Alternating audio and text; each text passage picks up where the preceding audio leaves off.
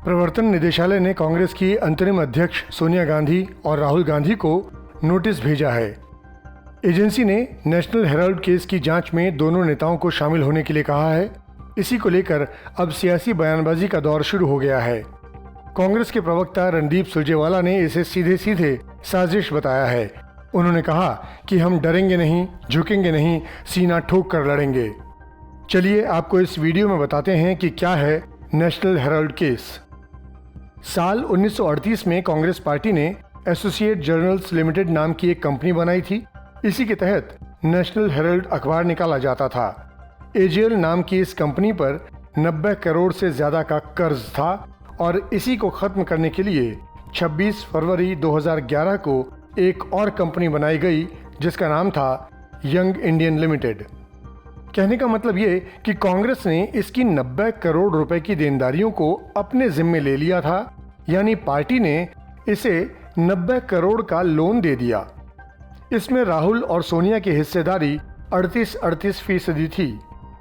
Young Indian company को AJL के 9 crore share दिए गए। ऐसा कहा गया कि इसके एवज में यंग इंडियन एजेएल की देनदारियां चुकाएगी, लेकिन शेयर की हिस्सेदारी ज्यादा होने की वजह से यंग इंडियन को मालिकाना हक हुआ। एजेएल की देनदारियां चुकाने के लिए कांग्रेस ने जो 90 करोड़ का लोन दिया था वो भी बाद में पार्टी ने माफ कर दिया, यानी यंग इंडियन को मुफ्त में टीजेएल का स्वामित्व मिल गया। इसके बाद बीजेपी के राज्यसभा सांसद सुब्रमण्यम स्वामी ने आरोप लगाया कि ये सब कुछ दिल्ली में बहादुर शाह जफर मार्ग पर स्थित हेराल्ड हाउस की 1600 करोड़ रुपए की बिल्डिंग पर कब्जा करने के लिए किया गया।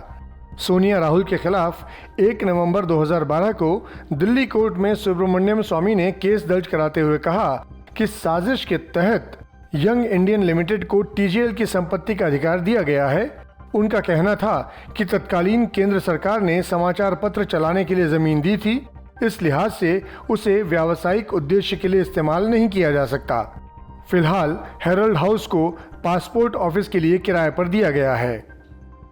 इसके बाद 26 जून 2014 को मेट्रोपॉलिटन मजिस्ट्रेट ने सोनिया राहुल समेत सभी आरोपियों के खिलाफ समन जारी किया।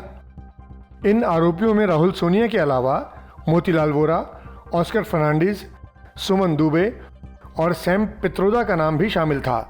1 अगस्त 2014 को ईडी ने इस मामले में संज्ञान लिया और मनी लॉन्ड्रिंग का केस दर्ज किया, लेकिन 19 दिसंबर 2015 को इस केस में सोनिया राहुल समेत सभी आरोपियों को दिल्ली पटियाला कोर्ट ने जमानत दे दी। 9 सितंबर 2018 को दिल्ली हाई कोर्ट ने इस मामले में सोनिया और राहुल को करारा झटका दिया। कोर्ट ने आयकर विभाग के नोटिस के खिलाफ सोनिया राहुल की याचिका खारिज कर दी थी। हालांकि कांग्रेस ने इसे सुप्रीम कोर्ट में भी चुनौती दी, लेकिन 4 दिसंबर 2018 को कोर्ट ने कहा कि आयकर की जांच जारी रहेगी और अगली सुनवाई तक कोई आदेश पारित नहीं होगा। 2019 में इस केस से जुड़ी 64 करोड़ की संपत्ति को ईडी ने जब्त किया और अब ईडी ने इसी मामले को लेकर सोनिया और राहुल गांधी को नोटिस भेजा है। हमारे इस वीडियो को लेकर आपकी क्या राय है, कमेंट सेक्शन में हमें ज़रूर बताएं। साथ ही देश और दुनिया की तमाम बड़ी खबरों के लिए सब्सक्राइब करें आज तक।